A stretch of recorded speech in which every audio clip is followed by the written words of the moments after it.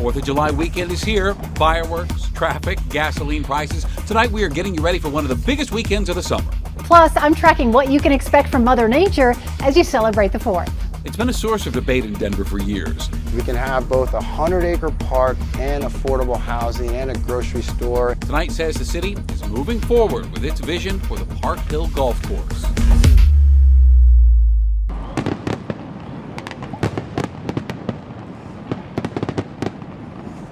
Oh, very nice. Fireworks over Coors Field as we head into the 4th of July weekend. And if you didn't get to see the show in Denver tonight, don't worry, there are several more planned for this weekend, including another fireworks show after the Rockies game tomorrow. Lafayette also will have fireworks tomorrow, and Denver and Littleton's fireworks are on Sunday. Aurora's is Monday. In fact, we have a whole complete list for you right now on thedenverchannel.com. Good evening. So glad you're with us tonight on Denver 7 News at 10. I'm Shannon Ogden. Let's send it over to meteorologist Stacey Donaldson, tracking your 4th of July weekend forecast. Stace? It looks pretty good going into our holiday weekend. We have pop-up thunderstorms here we've been dealing with for the afternoon, mostly in the high country and here across the eastern plains. Not much here in Denver, which is why we were able to see all those beautiful fireworks tonight.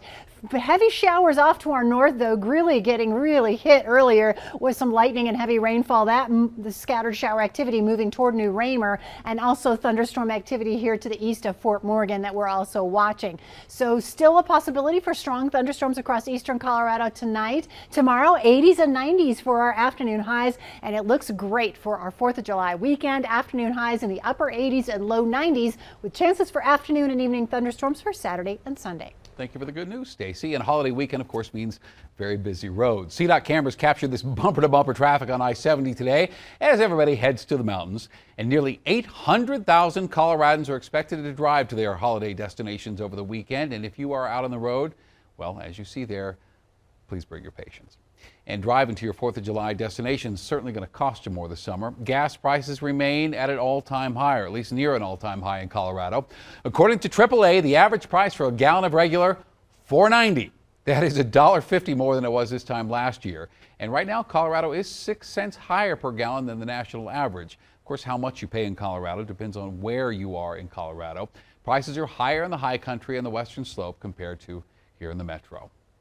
Well, despite the rain, much of Colorado is very dry or in a drought, and that, of course, increases the risk for wildfires. So here's some of the things you can do to try to prevent wildfires this weekend. If you're camping, keep those fires small, keep them manageable. Do not ever leave campfires unattended. Of course, properly dispose of any cigarettes. Don't just throw them on the ground, and leave the fireworks to the professionals. The city of Denver is now moving forward with what it calls the prevailing vision for the former Park Hill Golf Course, and that includes some development. But as Denver 7's CB Cotton reports, the park's future is still polarizing. I used to stay over there. Helen Bradshaw remembers how close she lived to here, the former Park Hill Golf Course. She also remembers this was a place she couldn't go. All I wanted to do was play. And this is hard to talk about. My dad said, "I don't want you hurt, sweetheart. We're going to do it on our grass at home." He said, "I can't even play there." Racism kept Bradshaw and her sisters out, but as times changed, this 155-acre golf course eventually opened its space to all. Come 2018, it closed, and ever since, its future heavily debated. But this week, the city is moving forward with plans to develop the space, asking for more community feedback, a move Bradshaw supports. Number one is jobs, camaraderie, opportunity, commerce. The city says they spent a year and a half surveying people who live within a mile of the property, and the city says the results are what's being recommended as they create a plan to present to city council for a vote. At least 100 acres of public parks and open space, that it have priority housing programs for existing residents, that there be a grocery store at 35th and Colorado, and that there be ample support, legal, financial, and technical support for local businesses, particularly businesses owned by people of color. Norman Harris is a partner at one of the firms that co-owns the property. He says the city's vision invests in an area that was forgotten while also preserving open space. There's been a ton of divestment that we've seen over the last 40 or 50 years in Northeast Denver, specifically Northeast Park Hill. So, we are extremely encouraged that along with a 100-acre park, that the need for housing and food options is pressing. Some see it differently, advocating the area remain untouched open green space. But however you feel, a conservation easement on the property means Denver voters will ultimately have to vote on any council-approved plan. CB Cotton, Denver 7. And one of those groups pushing to keep the Park Hill location untouched is Save Open Space Denver. In a statement, the group called the city's planning process a sham, adding that voters last year said they would rather have this park preserved. A record-breaking drug bust here in Colorado. State Patrol says a trooper found 114 pounds of pure fentanyl during a traffic stop on I-70. It was June 20th near Georgetown. And the patrol tells Denver 7 this is the largest highway seizure of fentanyl in U.S. history. In Colorado Springs tonight, 2 parents are in jail after investigation revealed their 15-month-old died from a fentanyl overdose. Police say Johnny Astacio and Kira Villalba were both under the influence of fentanyl when Cairo Jack Astacio passed away last November. Officers also found drug paraphernalia and other illegal substances, they say, in their home. Astacio and Villalba are each charged with child abuse resulting in death. That is a Class 2 felony. Well, a new law that went into effect in Colorado today addresses this fentanyl crisis. Lawmakers passed the Fentanyl Accountability and Prevention Act in the final hours of this past legislative session. It makes possession of just a single gram a felony. It also gives police more tools to combat the crisis and provides options for substance abuse treatment. Tonight, the U.S. is sending $820 additional million in new military aid to Ukraine, included new surface-to-air missile systems, a counter-artillery radar to respond to Russia's reliance on long-range missile strikes. And so far, the U.S. has provided Ukraine with nearly $9 billion in weapons and military training as the country tries to fend off this invasion of Russia. And here in Colorado, a man from Ukraine has watched this attack on his country from afar as his friends and family are forced to flee. And now he and his friends here have raised more than $100,000 already to get food and clothing and medicine to the people of Ukraine.